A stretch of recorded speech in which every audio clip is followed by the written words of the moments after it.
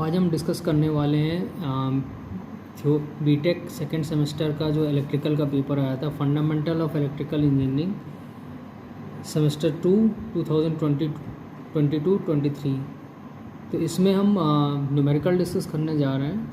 तो न्यूमेरिकल में स्टार्ट करते हैं। थ्योरी क्वेश्चन आप ऑलरेडी उससे पढ़ सकते हैं बुक से, बाकी न्यूमेरिकल में डिस्कस कर लेता हूँ।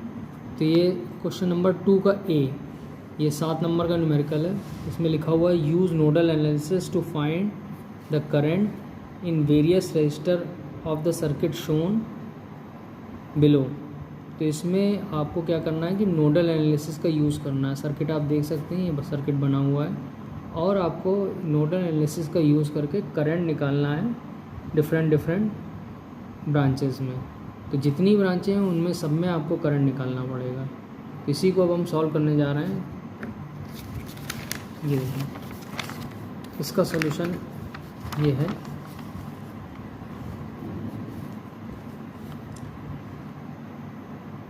ये देखिए, यहाँ पे अगर आप ये देखेंगे कि नोड जो है V1, ये हमने V1 नाम दिया है इस नोड को। V1 नोड यहाँ पे 10 एम्पियर के करंट आ रही है, तो 10 एम्पियर यहाँ पे हो गई और ये 3 ब्रांचों से जुड़ा हुआ है। तो इन 3 ब्रांचों में हमने नाम दे दिया I1, I2 और I3, ये 3 नाम दे दिए हैं। अब हम क्या करेंगे कि नोडल एनालिसिस करना है। तो नोडल एनालिसिस क्या होता है कि sum of incoming current equal to sum of outgoing current. तो यहाँ देखिए हमने क्या लिखा है कि इसमें इनकमिंग करंट जो है वो एक ही है, वो है 10 एम्पियर। तो ये जो करंट है ये 10 एम्पियर, ये इनकमिंग करंट है। इसके एरो का डायरेक्शन देखिएगा। और बाकी जो करंट्स हैं वो हैं I1, I2 और I3। तो 10 equal to I1 plus I2 plus I3 हम लिख सकते हैं। तो यहाँ पे आप देख सकते हैं उसी को हमने लिखा हुआ है कि I1 की वैल्यू जो होगी वो क्या होगी। अगर आप ऊपर देखें तो V1 माइनस 0, मतलब इसको हम लिख सकते हैं कि ये हमने ग्राउंड कर दिया है, ये ग्राउंड कर दिया। इसको हम मान सकते हैं कि ये 0 वोल्ट पे। तो आप इसको देखिए, इसमें देखिए V1 minus 0 upon 2 equal to I1। तो V1 minus 0 upon 2 equal to I1, ठीक। फिर उसके बाद इस ब्रांच की देखें तो V1 minus V2 upon 3 equal to I2। V1 minus V2 मतलब voltage difference upon resistance equal to current. फिर देखिए तीसरी ब्रांच की देखिए तो V1 माइनस V3 अपॉन 5। तो ये हमने कर दिया है, इसी को सिंप्लीफाई किया है। इसी को सिंप्लीफाई करके जब आप सॉल्व करेंगे तो ये सॉल्व करने पे आपकी ये इक्वेशन बन रही है 31 V1 minus 10 V2 minus 6 V3 equal to 300। इसी को थोड़ा सा सिंप्लीफाई एलसीएम लेके सिंप्लीफाई कर दिया है। उसके बाद अप्लाइंग KCL एट नोड 2। तो नोड 2 पे जब KCL लगाएंगे तो उसकी इक्वेशन देखते हैं। तो नोड 2 हमारी कहाँ पे है, ये जहाँ पे V2 बना हुआ है। तो V2 में एक करंट इधर से आ रही है I2, और जो बाहर जा रही करंट वो क्या है I4 और I5। तो V1 माइनस V2 अपॉन 3 ये हो गई V1, ये देखिए यहाँ लिखा हुआ है V1 माइनस V2 अपॉन 3, ये हो गई इनकमिंग करंट। अब आउटगोइंग करंट इसी को देखते हैं। तो आउटगोइंग करंट 2 हैं, एक है I4 एक I5 है। तो I4 क्या हो गया V2 माइनस 0/5, ठीक है, V2 माइनस 0/5। फिर उसके बाद I5 क्या हो जाएगा V2 माइनस V3 अपॉन 1। तो इसी में इक्वेशन देखिए, इसकी इक्वेशन लिखी हुई है V2 माइनस V3/1 और V2 माइनस 0/5। जो ऊपर बोला था वही इक्वेशन लिखी हुई है। अब आप इसमें देख सकते हैं कि इसको सिंप्लीफाई किया, सिंप्लीफाई करने के बाद लास्ट इक्वेशन हमारी ये बन रही है, ठीक है। अब नेक्स्ट पेज,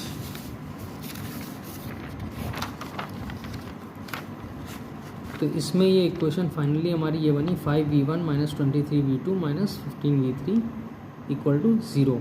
तो ये हमारी बन गई 2 इक्वेशन। हमारे पास वेरिएबल कितने हैं 3, और हमारे पास इक्वेशन कितनी 2। तो हमें एक वेरिएबल और चाहिए।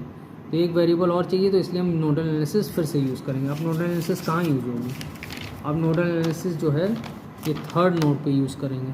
थर्ड नोड कौन सी, V3 वाली। तो V2 माइनस V3 अपॉन 1, तो ये I5 हो जाएगा। I5 इक्वल टू, यहाँ पे अगर आप देख सकते हैं 3 ब्रांचेज हैं, एक है I6, दूसरा एक जिसमें 2 एम्पियर करंट जा रही है, और तीसरी ब्रांच ये V1 माइनस V2 अपॉन 5, मतलब या I3 बोल सकते हैं। तो I5 plus I3 equal to I6 plus 2, ये लिखना है हमें। तो इसी को हम उसके टर्म्स में लिख देंगे।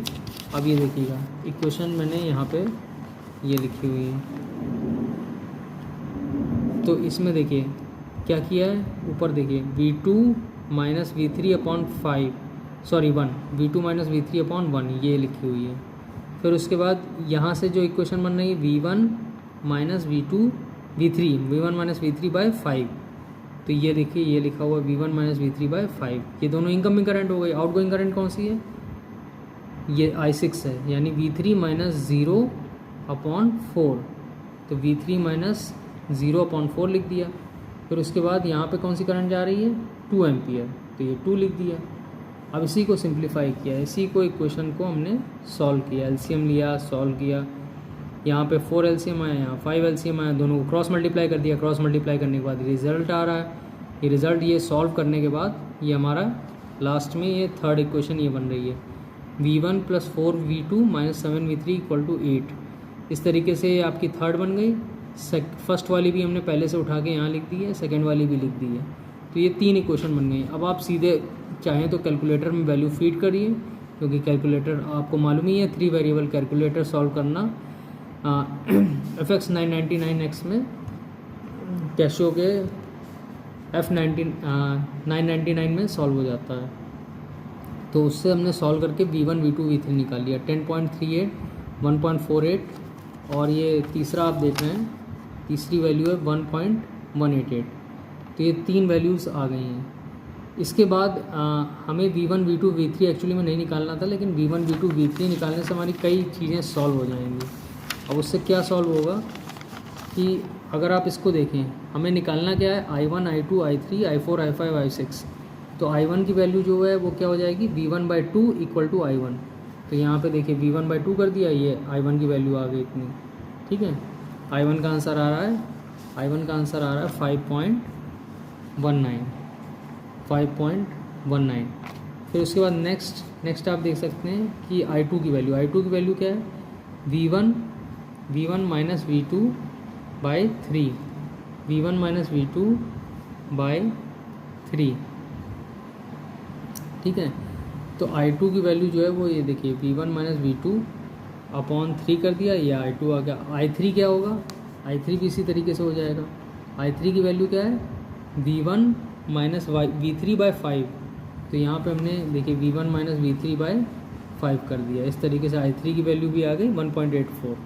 I4 की वैल्यू क्या होगी, I4 आपको दिख रहा है V2 बाई 5, सीधे से V2 माइनस 0/5, तो V2 बाई 5 ये वैल्यू लिखी है 0.296। फिर I5 की वैल्यू देखिए क्या होगी, I5 की वैल्यू होगी V2 माइनस V3 बाई 1, ठीक है। V2 माइनस V3 बाई 1 कर दिया।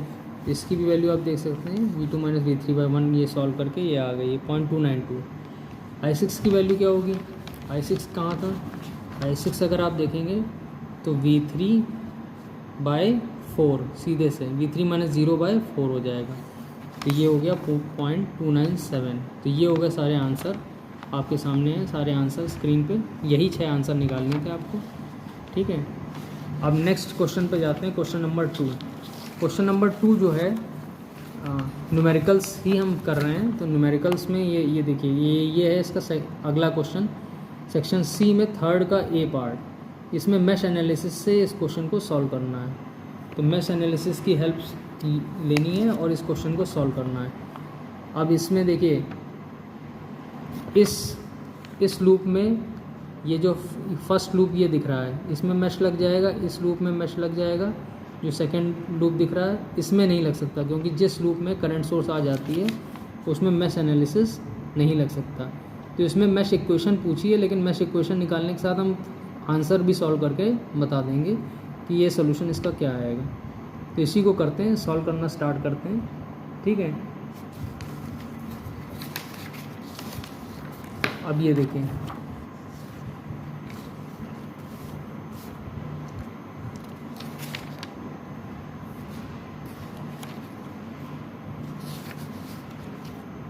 अब ये देखिए आंसर नंबर 3 का ये, इसमें हमें निकालनी मैश इक्वेशंस और हमें इसको सॉल्व करना है। तो सॉल्व करने के लिए हम क्या करेंगे कि सबसे पहले हम 3 लूप हमारे पास हैं और ये सारी करंट्स इसमें पहले से बनी हुई हैं।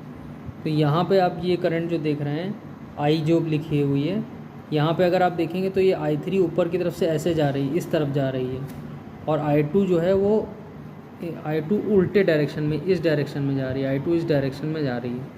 तो अगर हम एरो इस तरफ बना रहे हैं, I3 के अलॉन्ग बना रहे हैं, एरो हमने इधर बना दिया, तो इसका मतलब हम क्या लिखेंगे I3 माइनस I2, क्योंकि ये लूप की करंट और इस लूप की करंट इसमें इन्वॉल्व है। तो जो I यहाँ लिखा हुआ है वो I3 माइनस I2 के बराबर हो जाएगा, सबसे पहली चीज़ ये। फिर उसके बाद I1 करंट यहाँ पे इस तरीके से रोटेट हो रही है और I3 करंट इस तरीके जा रही है। तो अगर हम I1 के अलॉन्ग लिख देंगे तो ये I1 मतलब हमारे इस तरफ जा रही है और I3 जो है इसका उल्टा जस्ट जा रही है। तो इसलिए हम यहाँ क्या लिखेंगे I1 माइनस I3, ठीक है।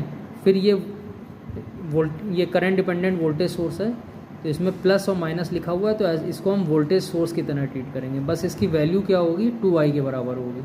I जो यहाँ पे दिया गया है, मतलब I3 माइनस I2 की, इसमें रिप्लेस कर सकते हैं। तो सबसे पहले हम इस लूप में KVL लगा देते हैं, क्योंकि यही लूप में हम KVL लगा सकते हैं।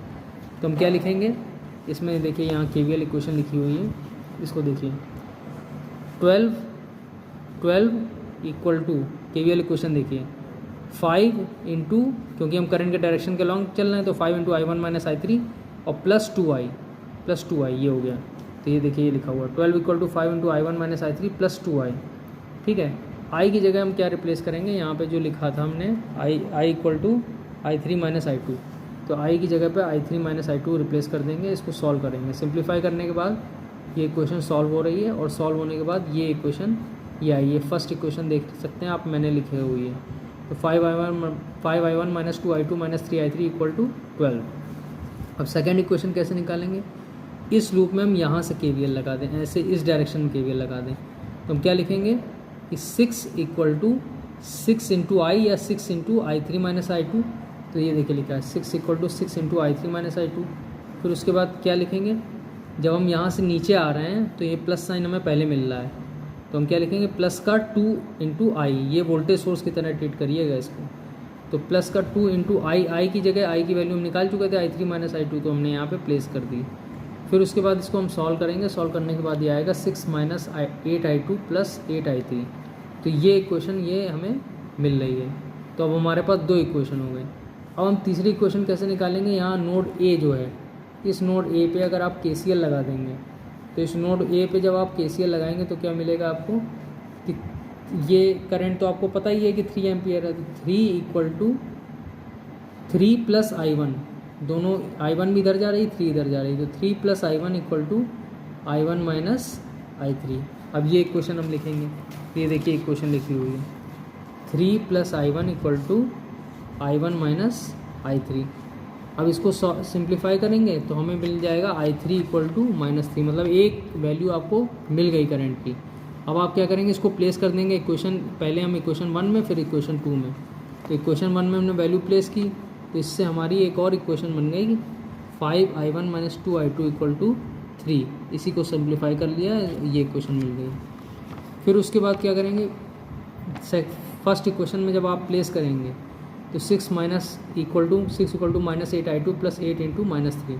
इसको सिंप्लीफाई करेंगे, सिंप्लीफाई करने पे I2 इक्वल टू -15/4 यानी -3.75 एम्पियर, ये I2 की वैल्यू आ गई। तो ये आपका एक आंसर हो गया।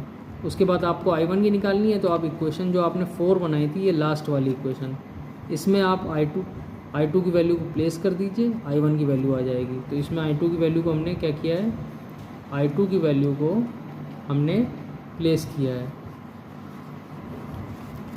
तो आप देख सकते हैं कि इसमें जो I2 की वैल्यू है उसको हमने प्लेस किया है। एक मिनट, थोड़ा सा क्लियर नहीं, हाँ, I2 की वैल्यू को हमने यहाँ पे प्लेस कर दिया 5I1 माइनस 2I2 में। यहाँ पे आपको दिख रहा होगा 3.75 लिखा हुआ है, 3.75 लिखा हुआ है, तो ये प्लेस कर दिया माइनस का, और इससे हमने सॉल्व करके I1 की वैल्यू निकाल ली -2.25 एम्पियर। तो ये आपका आंसर हो गया। तो ये आपके यही 2 आंसर आपको निकालने थे। यहाँ पे ये सवाल कंप्लीट होता है। अब उसके बाद क्वेश्चन नंबर 3, तीसरा क्वेश्चन जो दिया था इसमें, इसको सॉल्व करते हैं। ये देखिए आपके स्क्रीन पे, तो इसमें आप देख सकते हैं कि नोडल एनालिसिस यूज़ करना है, और नोडल एनालिसिस यूज़ करके सारे ब्रांचेस में करंट निकालने हैं। तो देखिए इसमें I1, I2, I3, I4, I5 5 current दिए गए हैं जो आपको निकालने हैं, सॉल्व करने हैं। तो हम पहले नोडल एनालिसिस लगाएंगे। इसी फिगर को मैंने अपनी कॉपी में बनाया है, इसको देख लेते हैं। ये देखिए, इसमें हमने यहाँ पे आप फिगर देखिए, इसमें हमने एक ए नोड माना है, एक बी नोड माना है और एक सी नोड माना है। तो ये 3 नोड हमने इस फिगर में यूज़ किए हैं, ठीक है। तो इस 3 नोड को हम पहले तीन इक्वेशन बनाएंगे इन 3 नोड से, ठीक है। फिर पहले ये देखते हैं फर्स्ट वाला। देखिए यहाँ पे 100 वोल्ट दिया गया है, 100 वोल्ट। तो यहाँ पे इक्वेशन क्या बनेगी, इनकमिंग करंट क्या है I1 की जगह हम क्या लिखेंगे 100 माइनस VB अपॉन 20। तो हमने यहाँ देखिए लिखा 100 minus VB upon 20। Out going current 2 हैं, वो कौन कौन सी हैं, एक VB माइनस 0 अपॉन 10। तो ये देखिए यहाँ लिखा है VB माइनस 0 अपॉन 10, इधर लिख दिया है। फिर उसके बाद ये क्या हुआ, VB माइनस VC अपॉन 15, ये I3 करंट हो गई। तो इस करंट को भी हम यहाँ लिखेंगे। तो ये देखिए इधर, तो इसमें आप देख सकते हैं कि VB एक थोड़ा क्लियर नहीं आ रहा है, हाँ, VB माइनस VC अपॉन 15। तो ये हमने ये लिखा है, ठीक है। अब इसी को हम सिंप्लीफाई करेंगे, इसी इक्वेशन को सिंप्लीफाई करने। तो इसी इक्वेशन को सिंप्लीफाई करके क्रॉस मल्टीप्लाई करके सॉल्व करके एलसीएम लेके लास्ट में हमारी आ रही है 13 VB minus 4 VC equal to 300। तो ये हो गई हमारी फर्स्ट इक्वेशन। इसके बाद हम क्या करेंगे कि यहाँ पे ये जो नोड C है यहाँ पे KCL लगा देंगे। KCL क्या हो जाएगा, I3 equal to I4 plus I5। तो I3 क्या है, VB माइनस VC अपॉन 15। तो ये देखिए यहाँ पे लिखा होगा हमने VB माइनस VC अपॉन 15, ये आप दिख रहा होगा आपको। फिर उसके बाद सेकंड चीज़ क्या है कि I4 क्या है, VC माइनस 0/10, और I5 क्या है, VC प्लस 80 अपॉन 10। तो देखिए ये भी दोनों चीज़ें लिखी होंगी। ये देखिए नीचे लिखा है VC माइनस 0/10 और तीसरा लिखा है VC प्लस 80/10। तो ये सब चीज़ें लिखी, इसी को सिंप्लीफाई करेंगे। इसको सिंप्लीफाई करने के बाद हमें जो आंसर मिलेगा वो आंसर है हमारा, ये लिखा हुआ है 13 VB minus 4 VC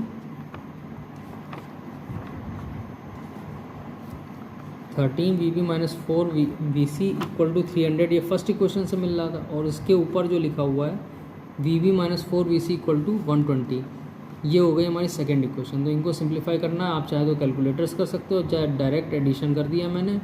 direct addition करेंगे minus VC minus 4 VC cancel हो जाएगा, सब्ट्रैक्शन करने पे ये आंसर सॉल्व हो जाएगा। VB इक्वल टू 15 वोल्ट आ जाएगा। VB एक 15 वोल्ट आ गया। दूसरा आप कैसे निकालोगे, VC निकाल लोगे।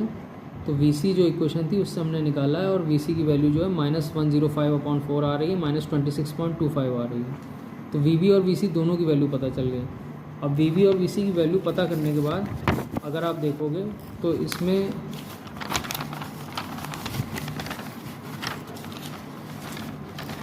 VB और VC जब आपको दोनों पता हैं तो अब आपको इस इक्वेशन को देखने की ज़रूरत है कि I1 की वैल्यू क्या होगी। I1 अगर आप इसमें देखोगे इक्वेशन, तो I1 इक्वल टू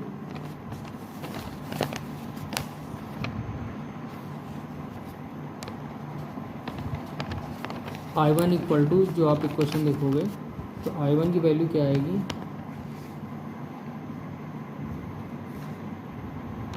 अब क्लियर दिख रहा होगा।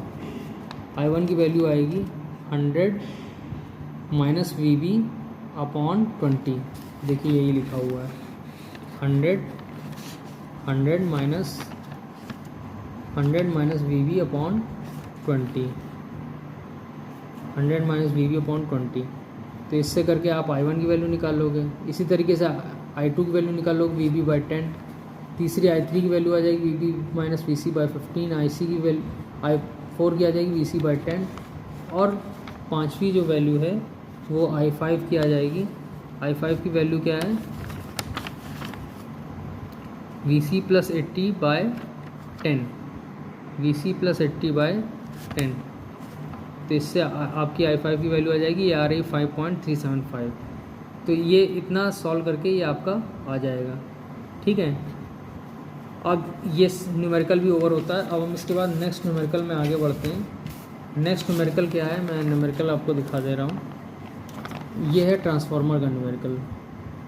100 kVA single phase transformer has iron loss of 600 watt and copper loss of 1.5 kilowatt at full load current. Calculate the efficiency at full load and 0.8 power factor and half load and unity power factor। ठीक है, तो इसमें क्या दिया हुआ है, इसमें हम देखते हैं कि यहाँ पे ये 100 kVA दिया हुआ है। 100 kVA क्या होता है, ये 100 × 10⁻³ VA लिख सकते हैं आप इसको। तो ये दिया है वो V2 × I2 या V1 × I1, मतलब आपको ट्रांसफार्मर की अपरेंट पावर दी गई है। आयरन लॉस दिया गया है 600 वाट, PI = 600, PCU = 1.5 किलोवाट, मतलब 1500 वाट। फिर फुल लोड पे एफिशिएंसी निकालनी है और पावर फैक्टर दिया गया 0.8। तो हम इसी को यूज़ करते हैं, डायरेक्ट फॉर्मूला बेस्ड क्वेश्चन है ये, इसी को हम सॉल्व करते हैं।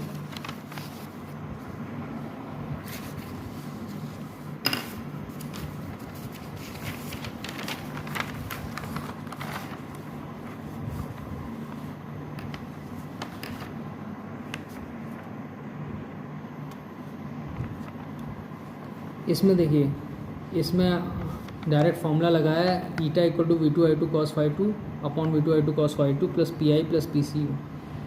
तो इसमें V2I2 तो आपको ऑलरेडी दिया गया ना अपरेंट पावर 10⁵। तो V2I2 जो है वो 10⁵ लिख दिया, PI और PCU भी दिया गया आपको। तो इसकी वैल्यू बस प्लेस करनी है। 10⁵ cos ∅2 दिया गया 0.8 और फुल लोड पे दिया गया है तो कोई एन फैक्टर आएगा नहीं। इसको वैल्यूज़ को रख दिया है 600 और 1500 PI और PCU की जगह। तो ये एफिशिएंसी आपकी आ गई 0.9744। अगर परसेंटेज निकालनी तो क्या करेंगे, 100% से मल्टीप्लाई कर दीजिए, 97.44 आ जाएगी। अब हाफ लोड पे आपको निकालनी है, तो हाफ लोड पे आप क्या करेंगे, हाफ लोड में पावर फैक्टर 1 दिया गया है, तो इसमें हाफ लोड में एन फैक्टर मल्टीप्लाई हो जाएगा। जहाँ जहाँ पे I2 करंट आ रहा है आप देखिए वहाँ पे एन फैक्टर मल्टीप्लाई हो जाएगा। यहाँ पे ऊपर देखिए ये एन फैक्टर यहाँ मल्टीप्लाई हो गया, एन फैक्टर यहाँ मल्टीप्लाई हो गया, और ये जो कॉपर लॉस है उसमें n² हो गया, क्योंकि I²R होता है, यहाँ n² मल्टीप्लाई हो गया। अब हम बस हमें फॉर्मूले में वैल्यू रखनी है, 1/2 × 10⁵ अपॉन 1/2 × 10⁵। आयरन लॉस चेंज होता नहीं है, 600 ही होगा, और कॉपर लॉस क्या हो गया 1500/4 हो गया। इसको सॉल्व कर लिया, आंसर आ गया 0.98। तो एफिशिएंसी कितनी आ रही है 0.98, यही इसका आंसर है। तो ये 7 मार्क्स का सवाल पूरा हो गया। 4 ही न्यूमेरिकल दिए गए थे और ये चारों मैंने सॉल्व कर दिए हैं।